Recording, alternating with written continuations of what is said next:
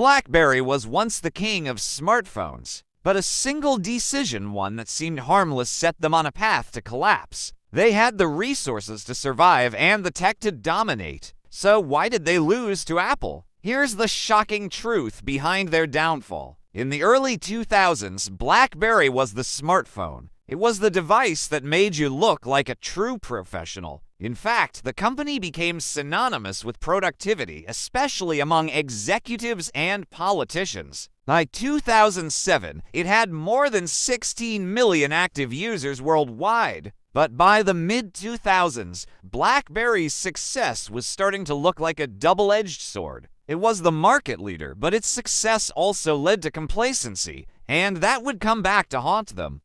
In 2007, Apple launched the iPhone, changing the landscape of mobile technology forever. The iPhone wasn't just a phone, it was a revolutionary product that combined a sleek design with an intuitive touch interface, a full-fledged browser, and an app ecosystem. BlackBerry, however, made a crucial mistake. They failed to see the emerging consumer demand for smartphones that were both functional and entertaining. The iPhone, with its larger screen and user-friendly interface, was designed for the masses, not just the business elite. Even more critically, BlackBerry's leadership dismissed the iPhone's potential. Mike Lazaridis, co-founder and then CEO of research in MotionRim, BlackBerry's parent company, famously said that the iPhone is an entertainment device. The BlackBerry is a business tool. This kind of denial turned out to be a fatal flaw. BlackBerry did not take the iPhone seriously, and instead of adapting, they stuck with the same approach that had worked for them in the past.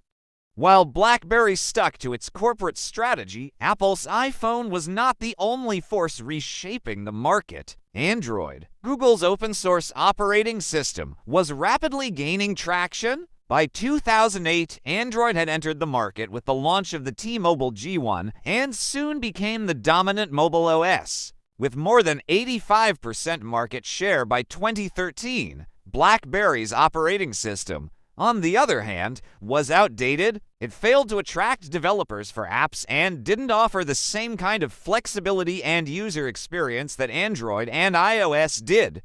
BlackBerry's OS, along with its business-only focus, simply couldn't compete. RIM's decision to stay in its corporate comfort zone meant that it missed the app revolution, which would come to define the smartphone industry. By 2010, BlackBerry's market share began to slide. Consumers were flocking to iPhones and Android devices. By 2012, Apple surpassed BlackBerry in total smartphone sales, and BlackBerry's stock price dropped. In 2013, BlackBerry tried to reinvent itself with a new line of devices, the BlackBerry Z10, which featured a new operating system and a full touchscreen, but it was too little, too late. Consumers were no longer interested in what BlackBerry had to offer. The app ecosystem, the touch interface, and the sheer versatility of iPhones and Android phones had already won the war.